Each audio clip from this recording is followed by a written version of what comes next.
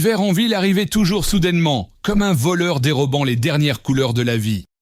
Les rues, encore bruyantes et bigarrées la veille, étaient maintenant figées sous un linceul blanc.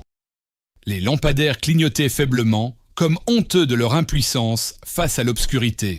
Dans ce royaume de glace, au milieu des congères et du vent en rafale, vivait Belka. Une chienne errante au pelage couleur de poussière et aux yeux figés par une tristesse éternelle. Son monde était simple, les bacs derrière la friterie, où elle trouvait parfois des restes d'emballage, les ruelles sombres où elle pouvait se cacher des éboueurs, et le froid permanent qui lui pénétrait les os. Belka ne se souvenait pas de la dernière fois qu'elle avait ressenti de la chaleur, peut-être lorsque ses enfants étaient encore des chiots. Mais des gens les avaient pris, certains vers de bonnes familles, d'autres, comme le chuchotèrent les passants, pour des expériences. Après cela, elle avait cessé de faire confiance à qui que ce soit. Cette nuit-là, le gel avait tellement mordu l'air que chaque respiration brûlait. Belka, recroquevillée sous le perron écaillé d'une vieille maison, tremblait. La faim lui tordait l'estomac, mais sortir était effrayant. Dehors, c'était la tempête, transformant la neige en poussière piquante. Pourtant, son instinct la poussait en avant, vers les bacs convoités au coin de la rue. Se frayant un chemin à travers le blizzard, elle se faufilait, se serrant contre les murs, et soudain, un son, faible, intermittent, mais douloureusement familier. Un pleur, ni celui d'un chat, ni celui d'un oiseau, mais celui d'un enfant humain. Belka ralentit, les oreilles dressées. Le bruit du vent couvrait tout, mais elle faisait confiance à son flair. 5 ans dans la rue lui avaient appris à entendre le silence. Au coin, dans un carton de télévision, gisait un paquet. Une couverture rose, déjà grisâtre à cause de la neige, bougeait. Belka s'approcha, reniflant prudemment l'air. L'odeur de lait, de lange et de quelque chose d'étranger, d'angoissant, de peur. Le bébé, enveloppé trop légèrement pour un tel temps, sanglotait convulsivement. Ses petits doigts bleuets, le cœur de Belka se serra. Elle savait ce que c'était de perdre ses petits. Une douleur familière lui transperça la poitrine, lui faisant oublier la faim. Mais que pouvait-elle faire? S'approcher. Les humains la chassaient toujours, même quand elle mendiait simplement de la nourriture. Et là, un enfant, étranger, mais si sans défense. Soudain, le nourrisson se tut, la fixant de ses grands yeux. Belka s'immobilisa, puis lentement, comme craignant de l'effrayer, elle s'allongea à côté de la boîte, couvrant le bébé de son corps. Sa fourrure, emmêlée et sale, conservait tout de même une once de chaleur. L'enfant tendit la main vers elle, toucha son nez. Et Belka comprit, il n'y avait plus de retour en arrière. Elle hurla, fort, désespérément, déchirant le silence de la nuit. Le hurlement se mêlait au gémissement du vent, mais la chienne ne s'arrêta pas. 2 personnes passèrent. Un homme coiffé d'un bonnet de fourrure et une femme se blottissant dans une écharpe. Ils ne tournèrent même pas la tête. « Une bête errante !» grommela l'homme, accélérant le pas. Belka serra les dents, sentant la haine pour leur indifférence lui brûler la gorge. Mais le bébé respirait de plus en plus doucement. Alors elle courut. Laissant le petit, elle se précipita vers le hall d'immeuble, éclairé de la maison voisine. La porte était entr'ouverte. Un homme sortait les poubelles. Belka s'engouffra à l'intérieur, aboyant si fort que l'écho se répercuta dans la cage d'escalier. Aux étages supérieurs, des lumières s'allumèrent. Des cris se firent entendre. « Au diable cette chienne !» Quelqu'un lui lança une boîte de conserve, mais Belka ne céda pas. Elle sauta sur la porte d'un appartement au rez-de-chaussée, griffant avec ses pattes jusqu'à ce qu'une voix se fasse entendre de l'intérieur. « Qui est là? Calmez-vous !» La porte s'entr'ouvrit, et une vieille femme en pull informe apparut dans l'interstice. Belka saisit la moitié de sa robe de chambre avec ses dents et tira vers la sortie. « Mais lâche-moi !» La femme retira le tissu, mais la chienne s'accrocha à nouveau. Plus prudemment cette fois. Et la vieille femme remarqua. Belka n'était pas méchante. Il y avait de la supplication dans ses yeux. « Tu me montres quelque chose ?» demanda la femme, s'adoucissant soudain. La chienne se précipita dans la rue, se retournant pour s'assurer qu'elle la suivait.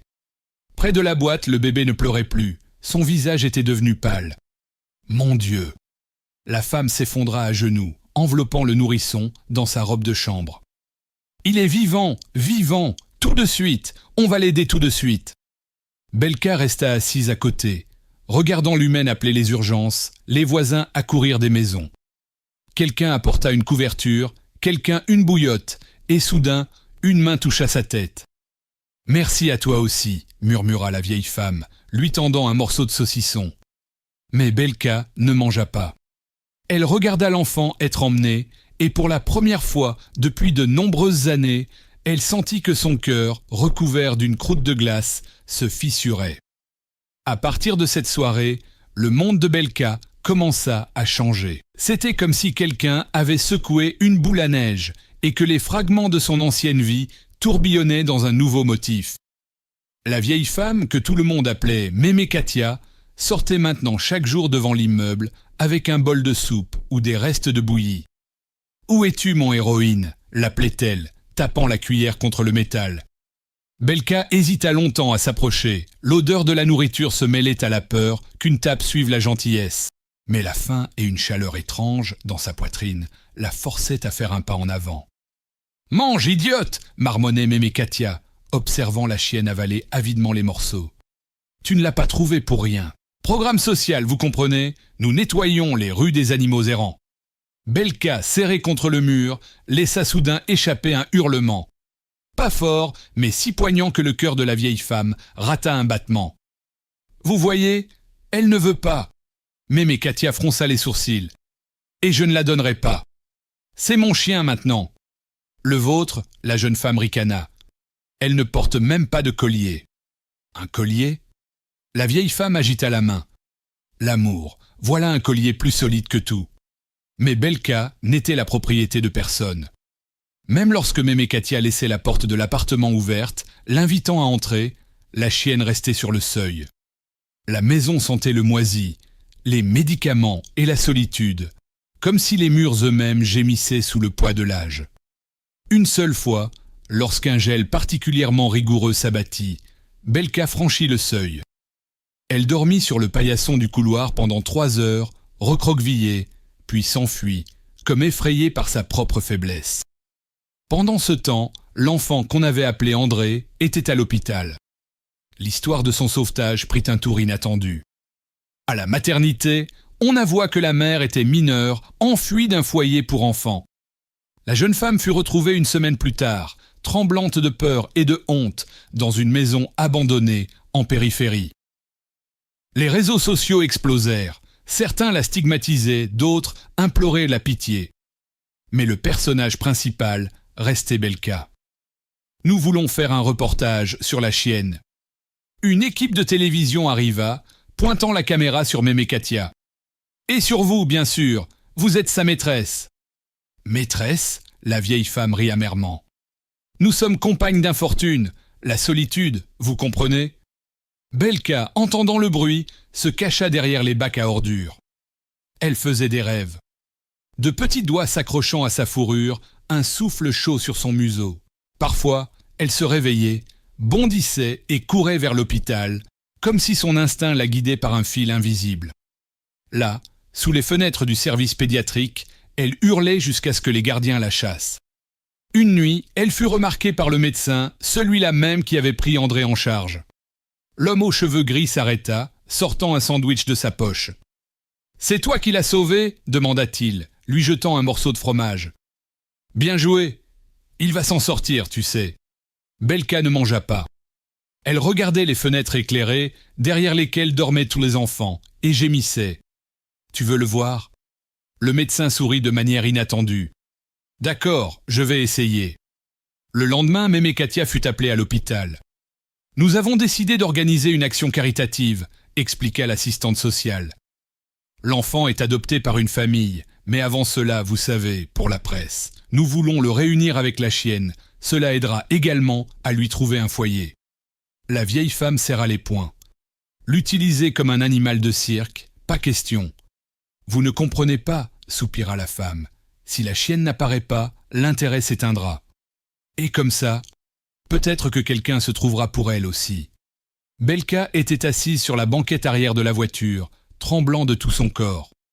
L'odeur d'essence, le bruit du moteur, les voix étrangères, tout criait danger. Mais lorsque la porte s'ouvrit et qu'elle vit Mémé Katia dans le hall de l'hôpital, elle se précipita vers elle, cachant son museau dans les plis de la vieille robe. « Ce n'est rien, murmura la vieille femme en la guidant dans le couloir. « Tu es forte. » André gisait dans une couveuse transparente entourée de fils. Il était si petit, si fragile, que Belka s'immobilisa, craignant de respirer. L'infirmière prit doucement l'enfant dans ses bras, l'approchant de la vitre. « Regarde, c'est ton sauveur, sourit-elle. Le bébé tendit la main, Belka toucha inconsciemment le verre avec son nez, y laissant une trace humide. Et alors, quelque chose se produisit. André rit. Un rire léger, pétillant, comme un ruisseau printanier.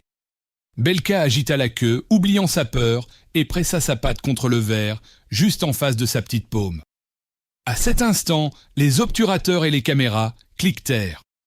Les gens s'exclamaient, essuyant leurs larmes. Mais Belka ne les voyait pas. Elle ne voyait que lui, l'être pour qui elle avait enfreint la loi des rues. Ne fais pas confiance, n'aime pas, survie. L'hiver ne cédait pas, s'accrochant à la ville de ses griffes glacées. Mais dans le petit appartement de Mémé Katia, il y avait une odeur de bouillon et de sol fraîchement lavé. Belka était allongée sur le tapis près du radiateur, écoutant à moitié la vieille femme grommeler contre la télévision. « Ils parlent encore de nous. Regarde Belka, ils proposent de te nommer présidente. » Des images de l'hôpital défilaient à l'écran, le bébé, la vitre, la trace humide du nez du chien. Mémé Katia coupa le son, sirotant son thé. « J'en ai assez, murmura-t-elle, de vivre dans un aquarium. » Mais il n'y avait pas de colère dans sa voix. Depuis que Belka était restée dormir définitivement, l'appartement s'était rempli de murmures. Le grincement des planches, sous les pattes, le cliquetis du bol, le doux ronflement pendant le sommeil. La solitude, installée ici depuis des décennies, se recroquevilla et se cacha dans les fissures. Belka sursautait toujours aux sonnettes et se cachait sous la table lorsque Mémé Katia recevait des invités, assistantes sociales, journalistes, voisins curieux. Mais la nuit, lorsque la ville se taisait, elle s'asseyait près de la fenêtre. La vieille femme racontait son passé, son mari mort à la mine, son fils parti chercher une vie meilleure et ayant oublié sa mère. Belka écoutait, la tête posée sur ses genoux, et Mémé Katia jurait qu'elle comprenait chaque petit couinement en réponse. Un matin, on frappa à la porte avec une timidité inhabituelle. Sur le seuil se tenait une jeune femme d'environ 18 ans, Lise, la mère d'André. Son visage était gonflé de larmes, ses mains serraient une enveloppe. « J'ai apporté une lettre. Pour lui. Quand il grandira, murmura-t-elle, et pour la chienne. » Mémé Katia voulut claquer la porte, mais Belka s'était déjà approchée, reniflant l'inconnu. La jeune femme tomba à genoux, sanglotant. Je ne voulais pas, il pleurait, et je n'avais plus de lait. Je pensais qu'il allait mourir dans mes bras. La vieille femme s'immobilisa. Dans sa mémoire surgit son fils, 3 ans, avec une fièvre de 40. Comment elle avait couru avec lui dans ces mêmes rues jusqu'à l'hôpital, comment elle avait supplié les médecins.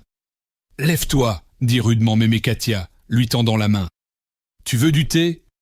Autour de la table, la jeune femme Lise raconta tout. L'évasion du foyer, la faim, la peur de revenir. Belka, recroquevillée à ses pieds, levait parfois la tête et regardait Lise comme si elle voyait à travers sa peau son âme. « Ils veulent me retirer mes droits. » Lise serra la tasse si fort que ses doigts blanchirent. « Ils disent que je ne serai pas capable. »« Et tu veux l'être ?» demanda sèchement Mémé Katia. Silence. Dehors, le vent hurlait, rappelant cette nuit fatidique. Je vois son visage tous les jours. La jeune femme parvint à articuler. Mais je ne connais même pas de berceuse. La vieille femme se leva, faisant claquer la vaisselle dans l'évier. Puis, de manière inattendue, elle lança. « Reste dormir. Demain, nous partons. »« Où ?» s'effraya Lise. « Là où est ton fils ?» Belka grogna, entendant le mot « fils ». Elle toucha du museau la paume de Lise jusqu'à ce qu'elle rit à travers ses larmes. La première fois depuis de nombreux mois. Le trajet jusqu'à la maison d'accueil d'André prit 3 heures. Mémé Katia, Lise et Belka étaient dans un vieux taxi que la vieille femme avait appelé, dépensant la moitié de sa pension du mois. Le chauffeur secoua la tête. Vous êtes folle, les chiens sont interdits. Ce n'est pas un chien, rétorqua Mémé Katia. C'est, Lise resta silencieuse tout le long du trajet, serrant l'enveloppe contenant la lettre. Belka posa sa tête sur ses genoux et la jeune femme caressa machinalement sa fourrure, cherchant un soutien. Les parents adoptifs d'André les accueillirent sur le seuil de leur maison de campagne. Un jeune couple dont les yeux brillaient à la fois de joie et d'anxiété. Nous ne sommes pas contre la rencontre, mais... La femme regarda Lise avec pitié. Il ne comprendra pas, encore. Laissez-la le voir, dit Mémé Katia avec une fermeté inattendue.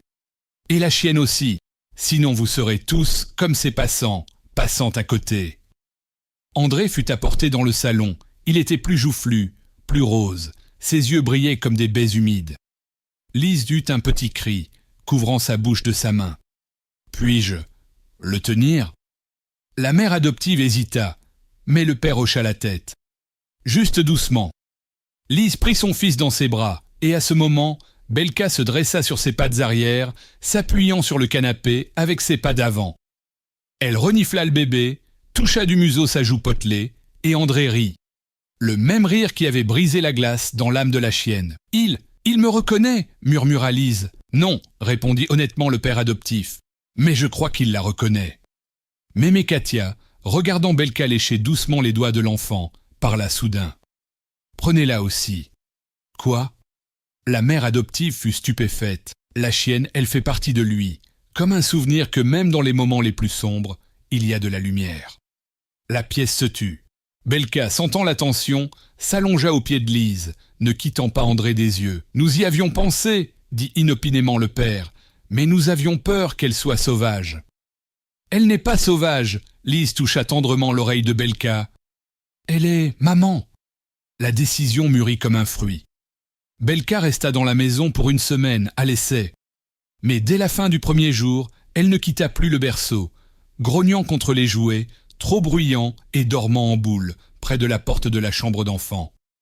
Lise venait tous les jours, elle apprenait à langer, à préparer le biberon, à chanter des berceuses, tout ce qu'elle aurait dû savoir depuis la naissance. Parfois, elle pleurait. Et alors Belka s'approchait, lui touchant la joue mouillée du museau. Et un soir, lorsque les parents adoptifs invitèrent Lise à rester dîner, Mémé Katia était assise sur le perron, enveloppée dans son châle. « Eh bien, dit-elle à Belka, qui sortait pour une promenade, tu as une famille maintenant, et moi aussi, en quelque sorte. » La chienne regarda la vieille femme, puis la maison, où la silhouette de Lise avec André dans ses bras brillait à la fenêtre, et soudain, elle sauta sur Mémé Katia, lui léchant le nez. « Ah, toi !» La vieille femme renifla, mais ses yeux riaient. « D'accord, j'ai compris. » Le printemps arriva soudainement. La neige fondit en une semaine, révélant l'herbe de l'année précédente. Sur le terrain vague derrière la maison, où Belka cherchait autrefois de la nourriture, les premières pousses verdirent. André fit ses premiers pas, s'accrochant à la fourrure de Belka. Les parents adoptifs, maintenant simplement maman et papa, filmaient la scène. Lise, ayant terminé ses cours pour jeune mère, trouva un emploi dans la boulangerie d'en face. Mémé Katia déménagea dans une petite maison juste à côté. « Pour être loin de votre bruit », grogna-t-elle, mais chaque matin, elle arrivait avec des tartes. Belka courait entre les deux maisons, comme un pont de fidélité. Une nuit, alors que la ville était plongée dans le silence, ils se rassemblèrent tous dans le jardin. Belka au pied de Lise, André dormant dans sa poussette, les parents buvant du thé, Mémé Katia fumant sur le perron. « Tu sais, dit la mère adoptive, grattant derrière l'oreille de Belka, j'ai l'impression qu'elle sourit. »« Impossible, rit le père. » Mais Lise se pencha plus près. Les lèvres de Belka étaient effectivement légèrement relevées et ses yeux mi-clos de béatitude. « Elle est heureuse, murmura la jeune femme. À cet instant, André s'étira dans son sommeil, attrapant le doigt de Lise. Belka, sentant le mouvement, posa sa tête sur le bord de la poussette, gardant le sommeil. Mémé Katia, observant depuis l'obscurité, essuya sa joue. « Eh bien, qu'est-ce que vous faites là ?» cria-t-elle. La glace fond. Ils rirent, et leur rire, chaud et vivant, monta vers la lune. Belka regarda le ciel, où fondaient les derniers nuages d'hiver, et hurla doucement, non pas de douleur, mais parce qu'il n'y avait plus de glace dans sa poitrine. Les rues de la ville étaient toujours pleines d'indifférence. Les gens se pressaient, ne remarquant pas les chats sans abri, les personnes âgées sur les bancs, les fissures dans l'asphalte. Mais dans la ruelle tranquille derrière le marché, se dressait maintenant une maison où un panneau était accroché à la porte. « Attention, chien méchant !» Les passants souriaient, entendant derrière la porte le bruit des pattes et le rire d'un enfant. Belka n'avait jamais appris à aimer les étrangers. Mais dans son monde, qui tenait autrefois dans une poubelle, il y avait maintenant un océan d'amour. Les câlins collants d'André, les morceaux de raviolis de mémé Katia, les promenades avec Lise jusqu'à la rivière. Et lorsque le premier manteau de neige recouvrait la ville en hiver, elle sortait dans la cour, offrant son museau aux flocons. Et si l'on regardait attentivement, on pouvait remarquer que les flocons les plus audacieux fondaient à peine au contact de sa fourrure, comme si, à l'intérieur, brûlait un feu que même l'hiver ne pouvait éteindre.